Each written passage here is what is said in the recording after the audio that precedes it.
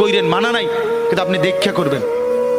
রাসূলুল্লাহ সাল্লাল্লাহু আলাইহি সাল্লাম যদি হাসরের ময়দানে এরকম আমলনামা খুলে উল্টায় আর পৃষ্ঠার পর পৃষ্ঠা দেখে ফজর নাই, জোহর নাই, আসর নাই, মাগরিব নাই, এশা নাই, শনিবার রবিবার, মদ জুয়া, অবৈধ উপার্জন, গান বাদ্য, নাটক, সিনেমা, জিনা, ব্যভিচার, বেহায়া, বেপর্দা সব উল্টায়, আল্লাহর নবী সাল্লাল্লাহু আলাইহি সাল্লাম তখন বলবে, উম্মত কি এটা?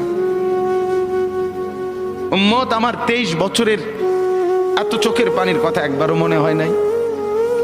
কি আনছো এটা আমারে?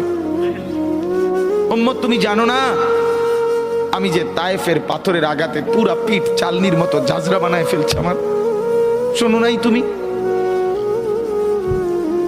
আমারে যে উহুদের ময়দানে দান দান শহীদ করে রক্তাক্ত করছে, তুমি শোনো নাই? আমি যে 14 দিন পেটে ক্ষুধার তাড়নায়